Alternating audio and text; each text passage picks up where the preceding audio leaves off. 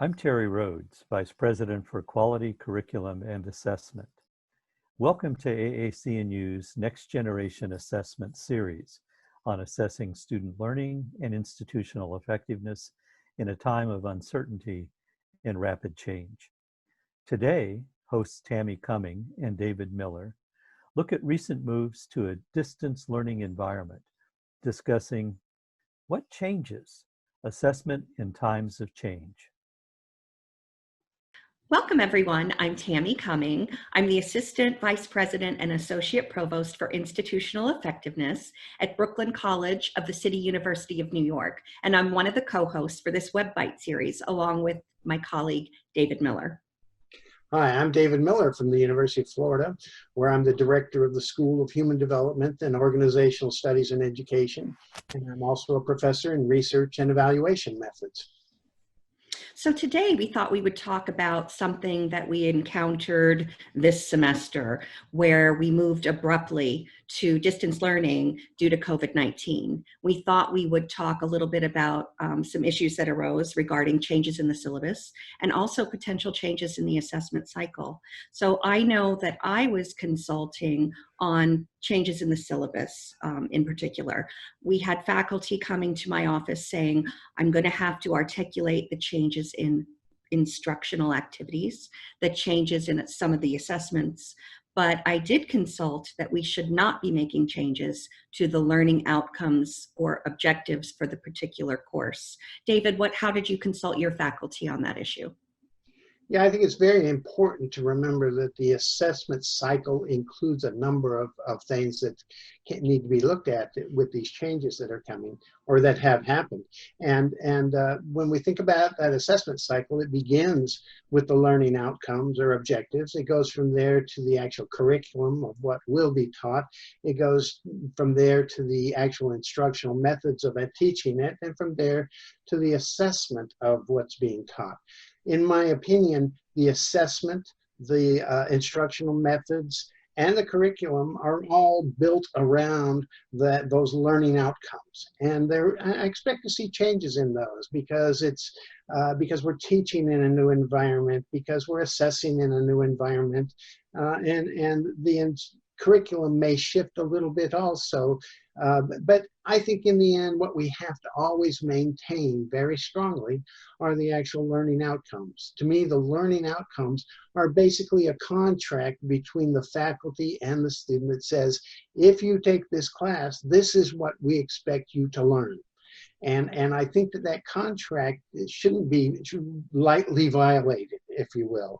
I think that it's very important that faculty maintain that, because that is something that students are expecting to learn. It's things that they have signed up for the class wanting to learn. And so I think that it's unfair to the students to change what you're learning after you've begun the class.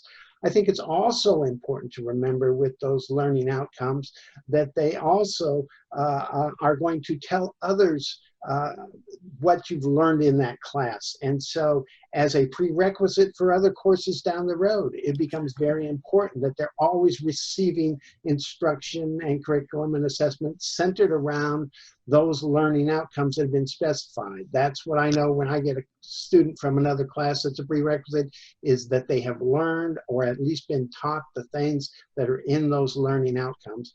And I think that it's also a large program issue in that when we look at a program, we say, where do they learn these specific things? And when we do that, we're looking at the outcomes.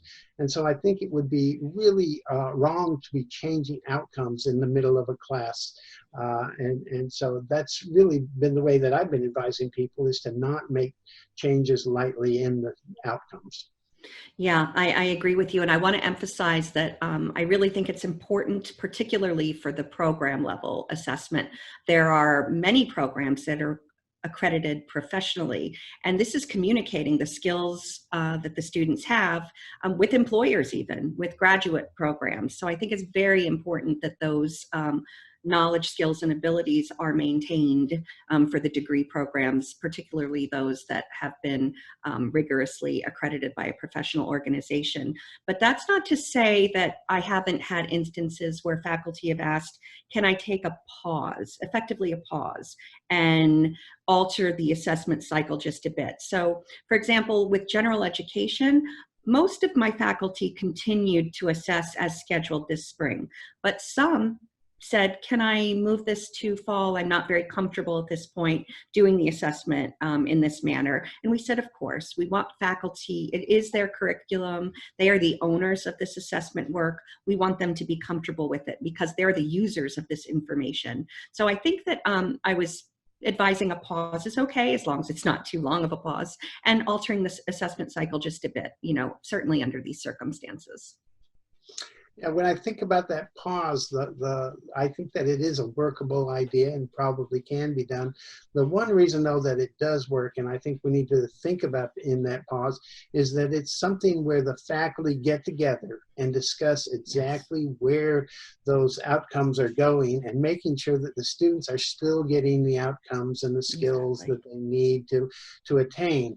That if you go off and do that for your single class alone, it may get lost in the larger program.